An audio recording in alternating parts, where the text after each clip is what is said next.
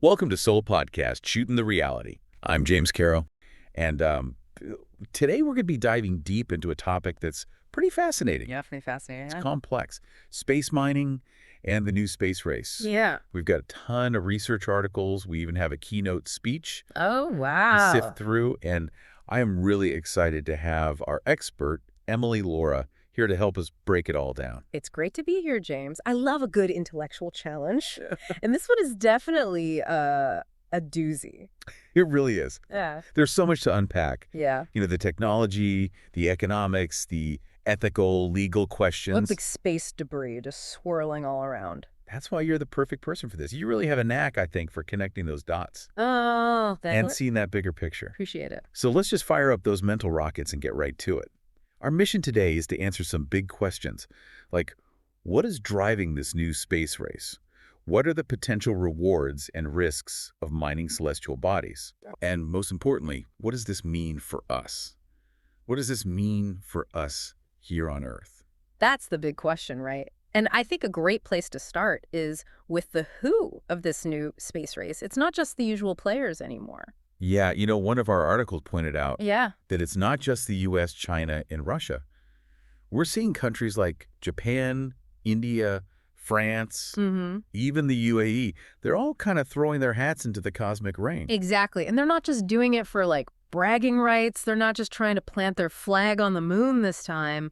Our sources, especially that keynote speech we mentioned, highlighted a much more complex set of motivations, you know? Yeah, the keynote speaker actually mentioned the possibility of a $1 trillion space economy. $1 trillion. I don't know about you, but that number gets my Oh, attention. yeah, mine too. And think about what could fuel that kind of economic engine. It's not just about extracting the resources, right? It's about all the industries that are going to spring up around those resources. Well, absolutely. You know, things like space tourism, Right. lunar and Martian bases. I mean, who knows? There might be technologies that we haven't even dreamt of yet that are going to be a part of this.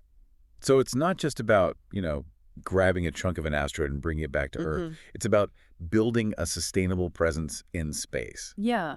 which requires like a whole ecosystem. Exactly. A whole ecosystem of supporting industries. And that's why we're seeing so many private companies jumping into the fray. It's really exciting. You know, SpaceX and Blue Origin, those are the big names. But there are countless smaller companies working on innovative solutions for everything. I mean, you've got the propulsion systems all the way to resource extraction. Absolutely. And it's not all just like futuristic dreams. One of our sources, the research commentary from the Payne Institute, mentioned that NASA is already awarding contracts for lunar regolith extraction by 2024. I mean, they're planning to start digging up moon dust very soon. Now, lunar regolith, it sounds a lot more glamorous than moon dust, but it's basically the same thing. Yeah, I mean, you're not wrong about that. But still, it's happening so soon, you know? It is, and it really highlights the fact that, you know what, all the technological barriers that were in place for space mining are falling away rapidly. Yeah. You've got lower launch costs, reusable rockets, advancements in robotics, AI, 3D printing. I mean, it's all coming together It's all happening at the same time. to make what was once just science fiction a reality. One of the most exciting things about all of this, I think, is the potential for using space-based resources to fuel like further exploration, you know, missions to Mars and beyond. And that's where I think the moon becomes really intriguing. The keynote speaker, they went into a lot of detail about lunar water ice. You know, the deposits found in those permanently shadowed craters at the moon's poles. Oh, yeah, I remember that. And they said, you know what? We could actually create rocket fuel right there on the moon, making these deep space missions far more economical. Imagine a lunar pit stop where spacecraft can just refuel It'd be incredible. before heading out to Mars or even further. I mean, that would revolutionize space travel. Yeah, it really would. And it's not just water. Remember all the buzz about helium-3? Oh, yeah, helium-3, the potential fuel for fusion power. Right. Incredibly rare here on Earth, but it's much more abundant on the moon. Right. Now, fusion technology is still kind of in its early stages. Sure. But you know what? If we can crack the code, helium-3 from the moon, game changer for clean energy here on Earth. That's what I find so fascinating about all of this, is that it's not just about what we can get from space, it's how we can use those resources to solve problems and create new opportunities here at home. Right. It's about connecting those cosmic aspirations with our earthly needs. Absolutely. But let's not get ahead of ourselves here. Okay. The moon seems like a pretty accessible target. Uh-huh. But what about those asteroids we keep hearing about? The ones supposedly worth quintillions of dollars. Quintillions. Yeah, are we really going to be lassoing those anytime soon and hauling them back to Earth? That's a good question, are we? I mean, I did read about the possibility of targeting smaller, near-Earth asteroids. That seems a little bit more manageable, maybe as a first step. That makes sense. Some companies, that's what they're focusing on, those near-Earth objects, because it takes less energy to reach them. Right. And some of them, they're small enough that theoretically you could nudge them into Earth's orbit Yeah. for easier mining. So maybe the asteroid gold rush is not happening tomorrow, but the fact that we're even having this conversation is pretty incredible. I think it really is. It speaks to how far we've come in terms of our technological capabilities, Yeah. our ambitions for space exploration. Absolutely.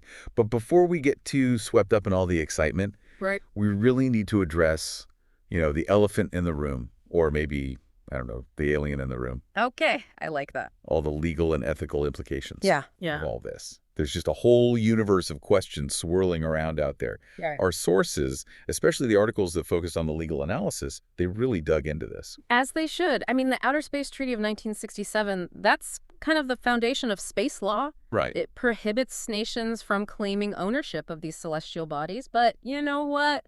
It's not really clear if that applies to resource extraction. That's a great point. Can you just grab a bag of platinum from an asteroid and say, finders keepers? It doesn't quite work that way, does it? That's the question, isn't it? I mean, it gets at the heart of this legal gray area that we're dealing with. Big gray area. The U.S., they actually passed a law in 2015 Yeah. recognizing private property rights in space, which, I don't know, caused quite a stir internationally. It did. And it highlights, I think, the urgent need for some clear, enforceable international agreements. We need to prevent conflict and ensure that things are being done responsibly. We can't just have a free-for-all in space. Right, absolutely. Yeah. I came across something called the Artemis Accords. Oh, yeah, the Artemis Accords. That's a U.S.-led initiative to establish some guidelines for space resource utilization. So think of it as like a framework for responsible behavior. It's addressing issues like safety zones around mining sites, data sharing, things like that. It sounds like a good first step. It does. But one of our sources did point out that, you know what?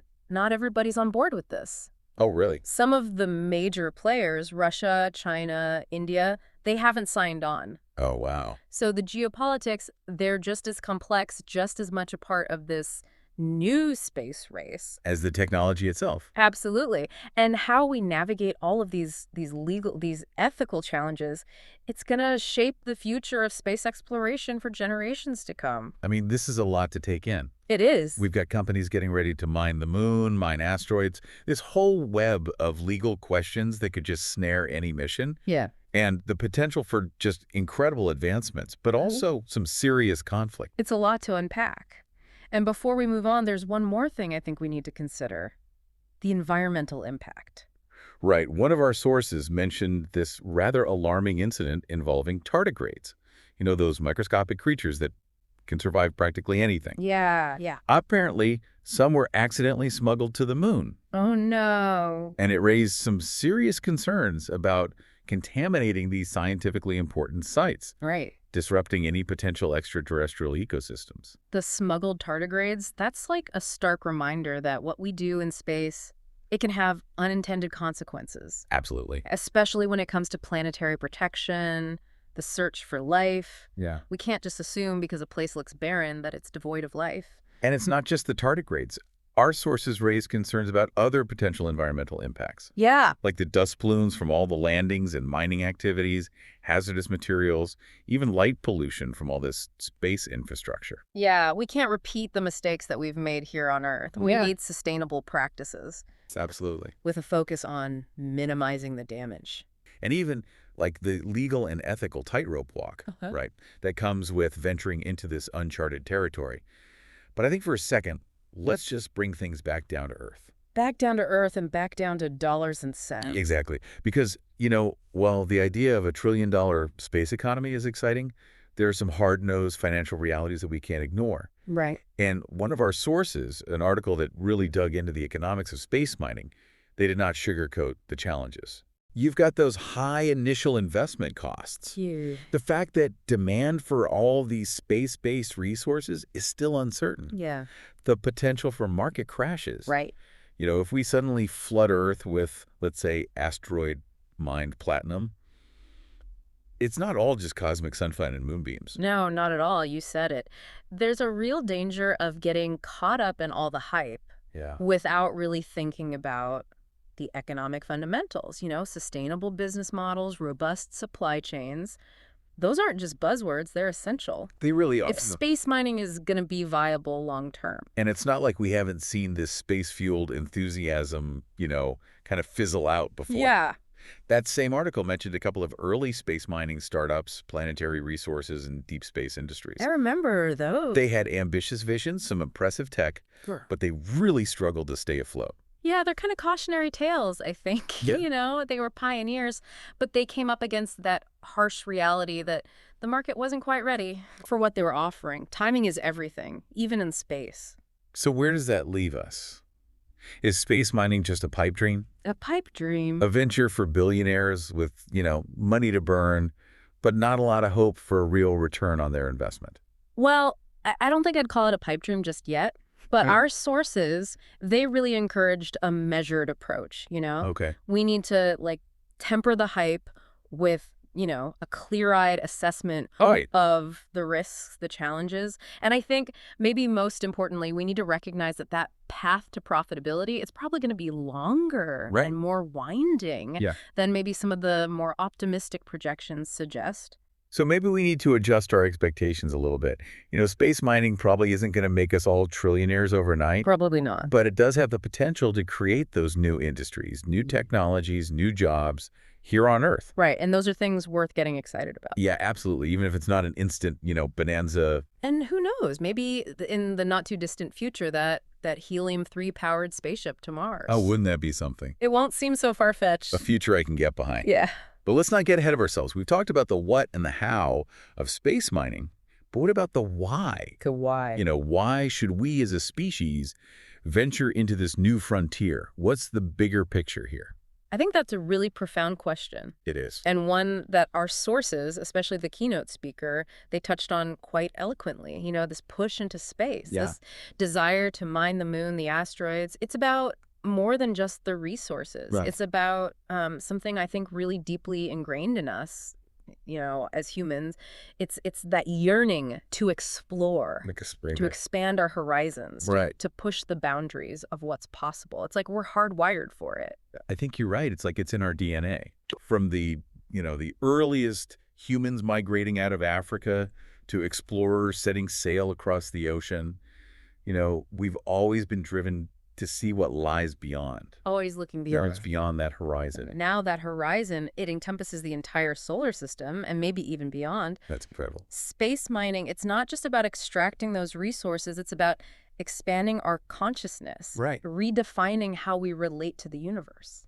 It's a pretty awe-inspiring thought to think that we, this species that evolved on this small, rocky planet, we're now on the verge of becoming a spacefaring civilization. I know, it's humbling and exhilarating at the same time. And it forces us to really confront some really fundamental questions, about our values, our priorities, the kind of future we want to create. And not just for ourselves, for generations to come. One of our sources, I think it was the article about the legal challenges of space mining, they put it this way. The way we approach space mining, it will reveal who we are as a species. Wow, that's powerful. It really is. Are we going to repeat the mistakes of the past? Exploit resources without thinking about the consequences? Or are we going to learn from our history and try to create a more sustainable and equitable future in space? Those are the questions we need to be asking. Ye questions. It's a challenge, for sure. It is. Balancing our ambition with our responsibility, making sure that the benefits are shared. Absolutely. And that we don't just export our earthly conflicts and inequalities into the cosmos. Exactly. It requires us to think critically, to be open, have these dialogues, consider those long-term implications of everything that we're doing. The future of space, it's not set in stone. Right. It's something that we are actively shaping. I think those are really wise words. Oh, thanks. And I think this is the perfect spot to just pause for a second, gather our thoughts. Yeah. We've covered a lot of ground. We have. The motivations, the technology, the economics, the ethics, even those existential questions that space mining brings up. But there's one more crucial aspect that we need to explore before we wrap things up, and that is the potential impact space mining could have on society as a whole. Big one. It's been fascinating, really. I mean, we've covered so much, the technology, the economics, all the legal and ethical stuff, even like the philosophical questions it brings up. But before we wrap up this deep dive, I think we really need to talk about the potential impact, on society as a whole. Like, what happens to us here on Earth if this really takes off? Well, that's where things get really interesting, I think. Our sources, they kind of painted a range of possibilities. Some exhilarating, some a little bit unsettling. One of the articles, I think it was actually the keynote speech, they talked about space mining as this potential driver for peace and international cooperation. Right. The idea being that if we're all working together, to mine the moon or asteroids, it could actually foster this sense of shared purpose and help to break down some of those geopolitical barriers. Imagine nations collaborating on huge space infrastructure projects. I know. Sharing resources, knowledge is a very hopeful vision. It is, but then another source, an article that was analyzing the economics, they raised concerns about how all this wealth would be distributed. Oh, yeah. The wealth. That's a big question, right? Will it benefit everybody, or will it just make the gap between the haves and have-nots even bigger? Right. Are we going to see, like, spacefaring mega corporations with more power than, entire nations? I mean, these are questions we can't just ignore. Absolutely not. And what about the impact on jobs here on Earth? One of the articles even mentioned the possibility of, entire industries just being disrupted. Yeah. If suddenly we've got all this platinum and rare earth metals coming from asteroids, what happens to the people who are mining those things here? Right. It's a real concern. We need to think carefully about how to manage those transitions. For sure. And make sure that, the benefits are shared. Absolutely. It seems like with every potential benefit of space mining, there's, a corresponding risk or challenge we need to think about. Right. It's kind of a double-edged sword, isn't it? Yeah. I mean, I guess that's the reality with any transformative technology, right? It's not inherently good or bad. It's all about how we use it. It is. And that brings us back to the choices that we make, as a society. Are we going to rush headfirst into this new frontier driven by profit and competition? Or can we maybe take a more measured approach?